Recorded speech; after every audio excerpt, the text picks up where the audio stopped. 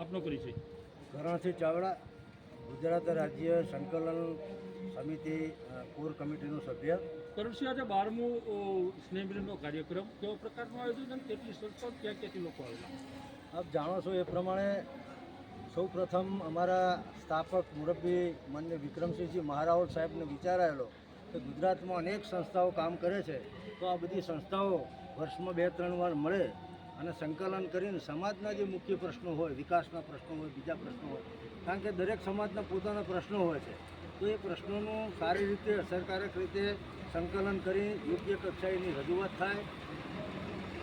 જ્યાં જ્યાં જિલ્લાઓ હોય ત્યાં સમાજ ભવન, માનું કે વાસુદેવસિંહ ગોહિલ પણ અત્યારે ઉપસ્થિત છે, ભાઈ રુદ્રદત્તસિંહ છે, રમજુબા છે, ભાઈ વીરભદ્રસિંહ છે, તો સુરેન્દ્રનગરમાં પણ સમાજ ભવન બની રહ્યું છે. ભાવનગરમાં પણ બહુ 25 કરોડના ખર્ચે અદ્યતન ભવનનું નિર્માણનું કામ ચાલી રહ્યું છે.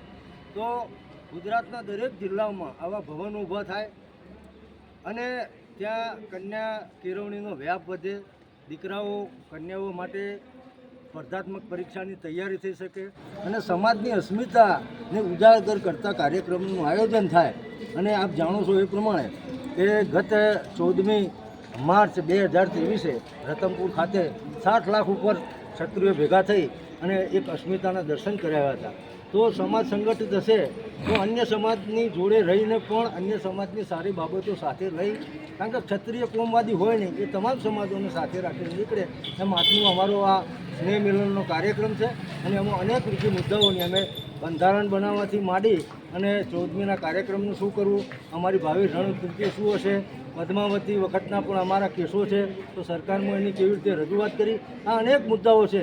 એની આખો દિવસ અમે ચિંતન કરીશું અને સાંજે એનો એક ડ્રાફ્ટ તૈયાર થશે અને પછી આગળ શું કરવું એ રણનીતિ બધા વડીલોની અનુમતિથી અમે કરીશું. કરણસિંહ, આજે અંદાજે કુલ કેટલી સંસ્થાઓના પ્રતિનિધિઓ અહીં હાજર હશે?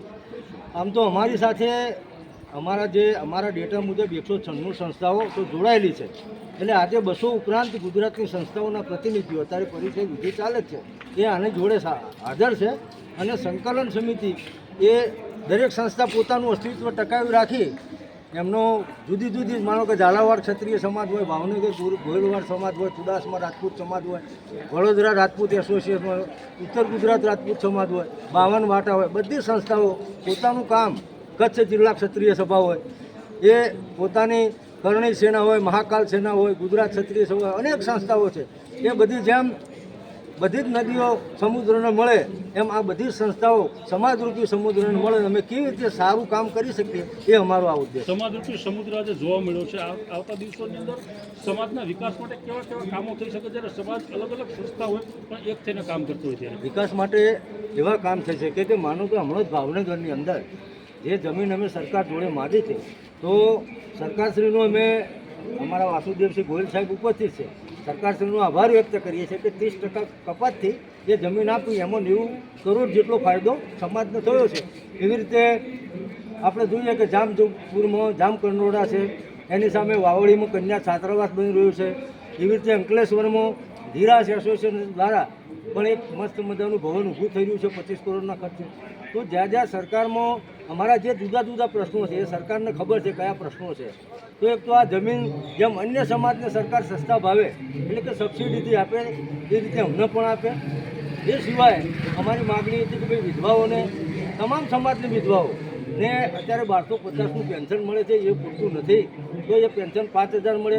ગામે ગામ આપ પણ જાણો છો પત્રકાર મિત્રો કે જમીનના રીસર્વેના પ્રશ્નો છે અને એમાં ભાઈ ભાઈ સાથે દુશ્મની શું થાય તો એની રીત થાય. એની સાથે સાથે અમારો જૂનો પ્રશ્ન છે કે 562 રજવાડા આપી દેનારા ગુજરાતના 225 રાજ્યો હતા અને સૌથી પહેલું રાજ્ય કૃષ્ણકુમારસિંહજી આપ્યું હતું, એમના ભારત રત્ન મળે. સ્ટેચ્યુ ઓફ યુનિટી ખાતે અમારું રજવાડાઓનું મ્યુઝિયમ બને, એક વખત પેપરમાં પણ આવી ગયું, પણ એમાં આગળ કોઈ કાર્યવાહી થઈ નથી. એટલે આપનો વધારે સમય નથી લેતો, ઘણા બધા પ્રશ્નો છે, 8 મુદ્દા છે. એ મુદ્દાઓની અમે સરકારમાં પણ ફરીથી અસરકારક રજૂઆત કરી. ધન્યવાદ.